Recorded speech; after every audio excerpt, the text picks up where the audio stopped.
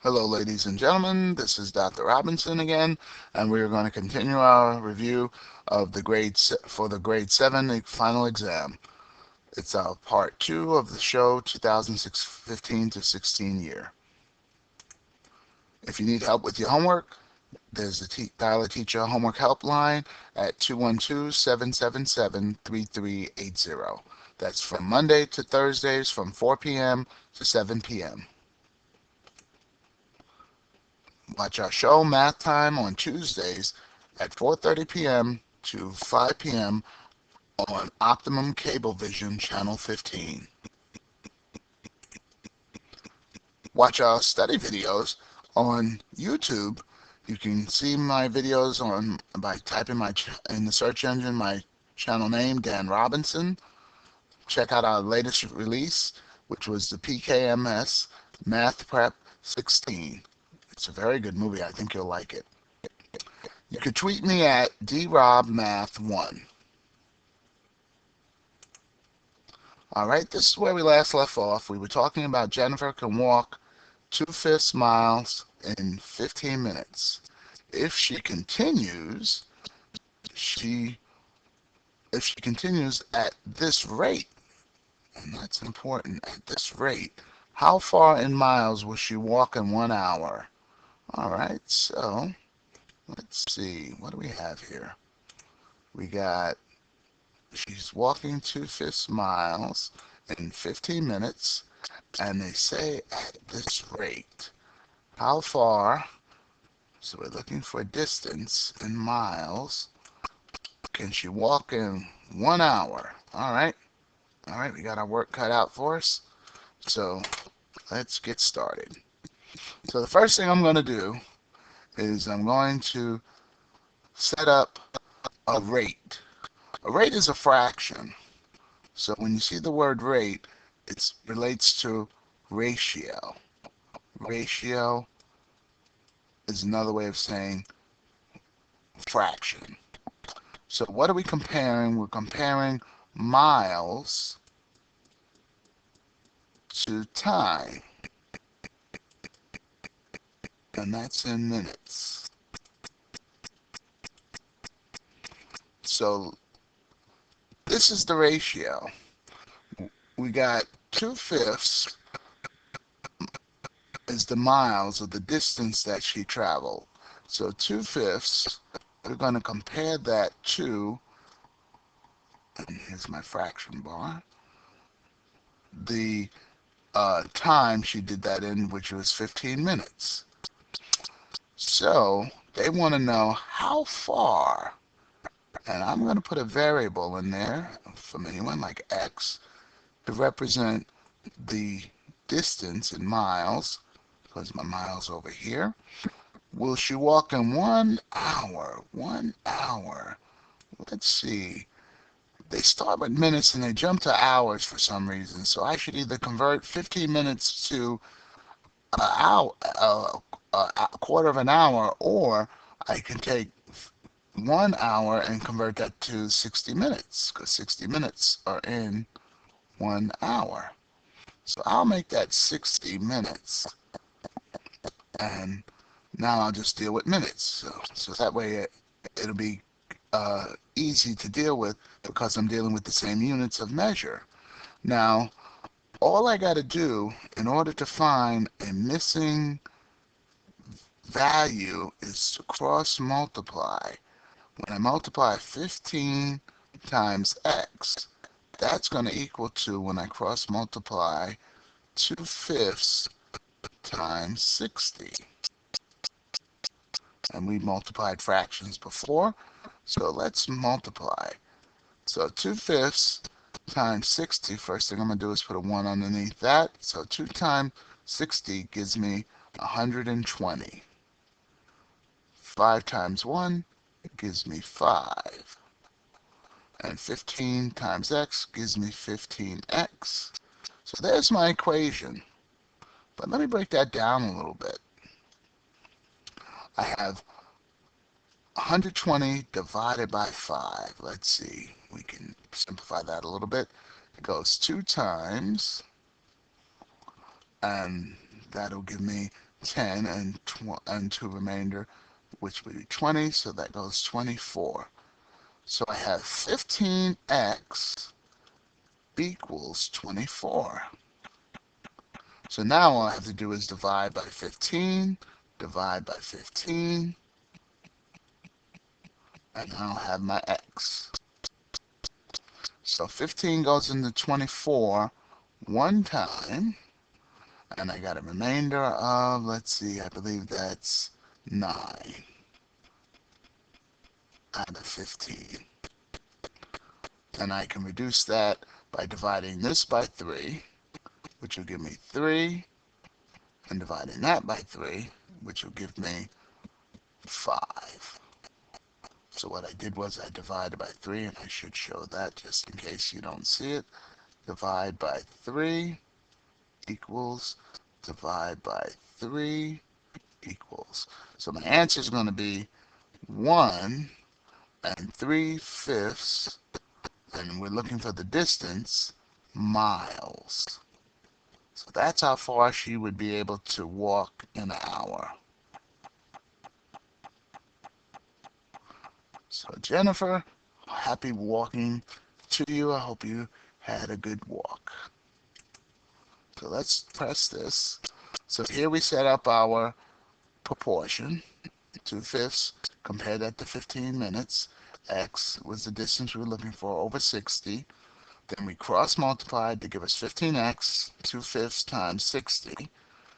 And we multiply 2/5 times 60, that gave us 24. 15x equals 24. And when we divide both sides by 15, you get 1.6 if you use a calculator, or you could have used like I did and get your fraction of 1 3/5 when you reduce the lowest term. 9/15 is also okay. 1 9/15 is fine, but I reduce it to its simplest terms. So let's continue. Here's our next question. Jaime bought a laptop that was 25% off the regular price of $1,000. $1,000 computer laptop, that's a lot of money. If a 7.5% sales tax was added to the cost of the laptop, what was the total price Jaime paid for it? All right, do a little text coding here.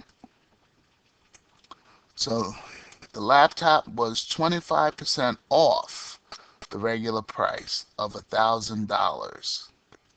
So that was a discount. So what we need to do is find the discount, and when we find our discount amount, we multiply 1,000 times 25%.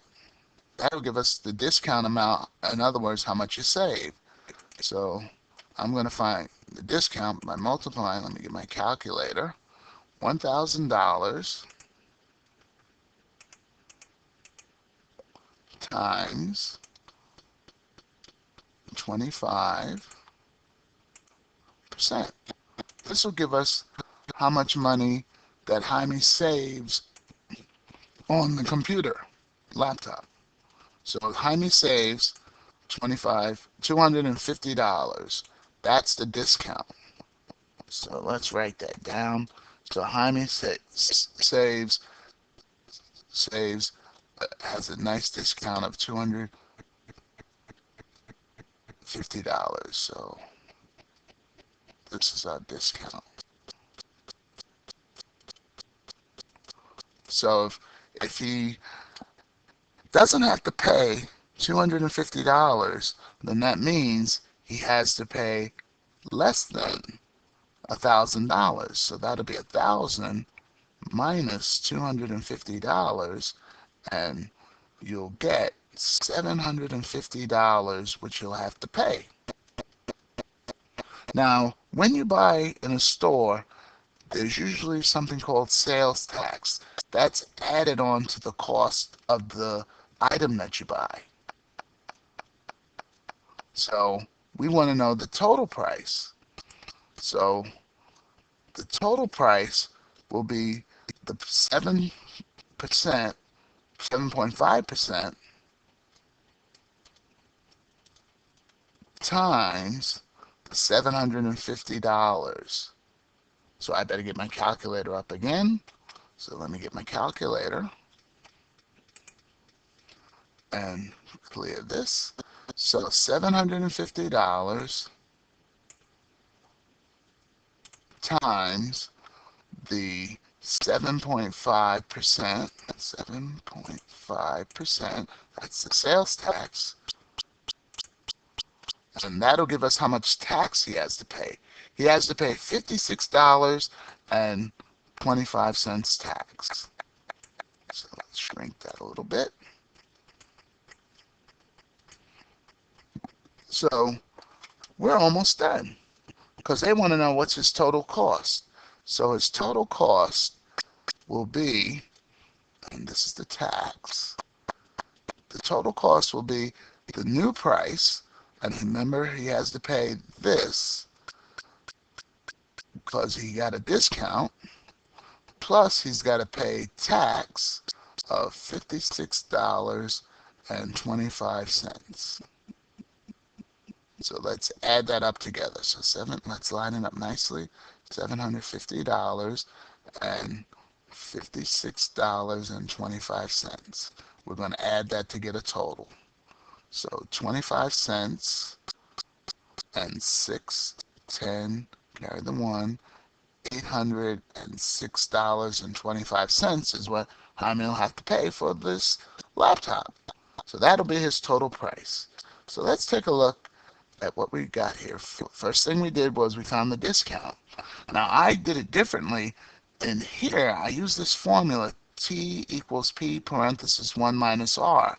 That's the discount formula, where T stands for total, P stands for price, 1 minus the rate of discount. So I replaced the $1,000 price, but instead of the P I wrote that, and the rate of discount was 25%, which is the amount of discount that he saved. That gave us a T, or total, of $750, which he'd have to pay. That's what we did here. Once we found that, the next thing we had to find was what would be the sales tax amount with the total cost. So I use this formula, which is very much similar, to get the total with sales tax. The new price, which was $750, times 1 plus the sales tax rate, which was 7.5%. When you type that into your calculator, guess what? You get $806.25, which is the T, total cost. So that's another way of doing it, but you're more than welcome to do it this way. It's a little longer, but the formulas are more direct in helping you find the total cost. So I hope you enjoyed that question.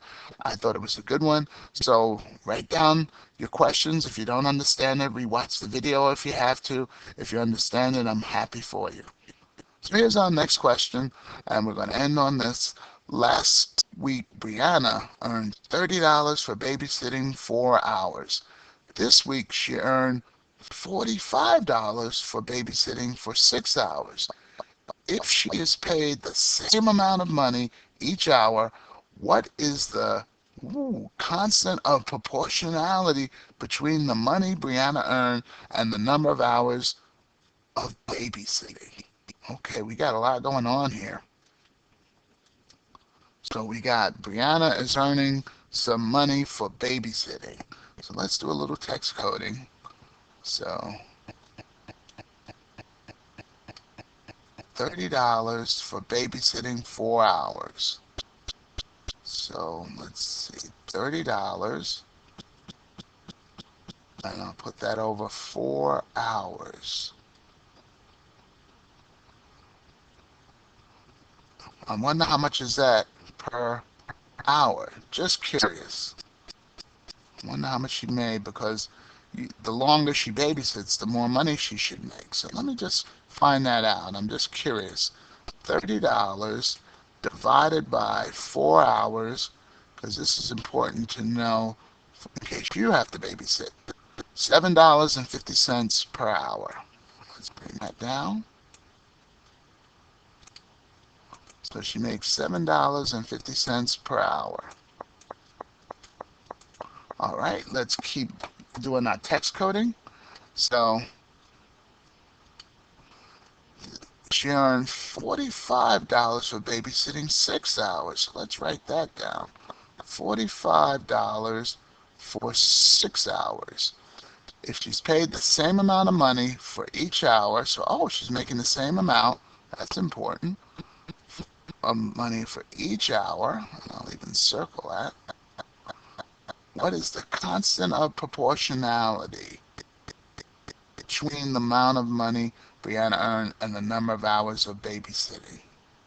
So let me just see how much she earned per hour for the 45 hours, 45 hours that she made when she babysat for 6 hours. So I'm going to divide that by 6 just to see how much she made. Hey, that's an interesting coincidence. $7.50 she made again. So it seems to me like she's getting $7.50 per hour.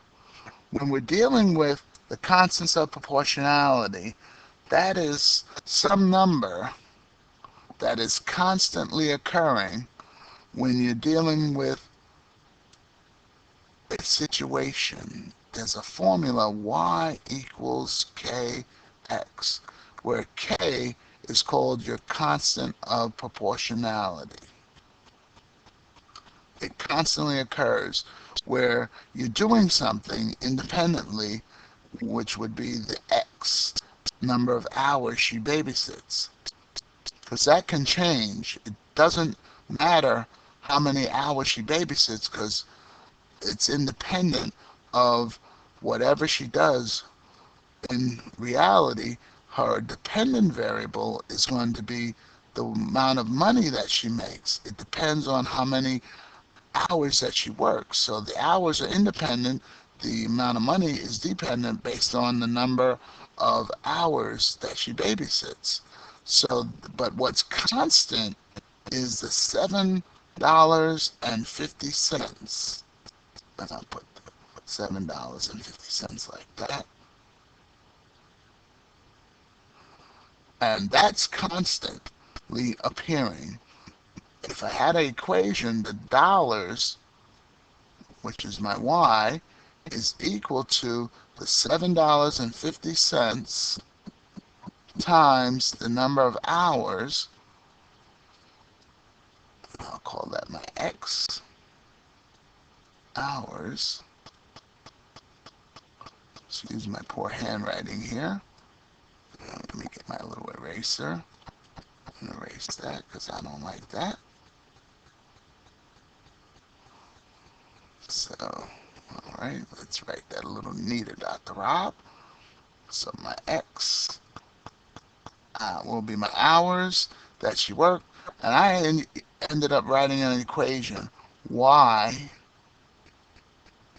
equals 7.5x. So this will determine any time that she works the amount of hours. That's her equation. She multiplies it by $7.50, the number of hours. That'll determine the amount of money she makes. So they wanted to know what was the constant number. Our constant K is 7.5, which is letter C, choice C. Good question. So I hope you got something out of this. And if you did not understand anything, write down your questions. Rewatch the video. Bring in your questions tomorrow. I'll be glad to answer them. Remember, there's Dial a Teacher Homework Helpline at 212-777-3380 from Monday to Thursday at 4 p.m. to 7 p.m. Remember, watch our show Math Time on Tuesdays from 4:30 to 5 p.m. on Optimum Cablevision Channel 15. And you can watch more of my study videos on YouTube. My channel name is Dan Robinson, and give us the thumbs up and even comment. See if you tell me how do you like the videos, if they're helping or if they're not helping, or how I can improve. So check out our latest video, which is our PKMS Math Prep 16. You could also tweet me at drobmath1. So I hope you enjoyed our videos. So this concludes our study session for today. This is Dr. Robinson, and I'm signing out. Bye-bye.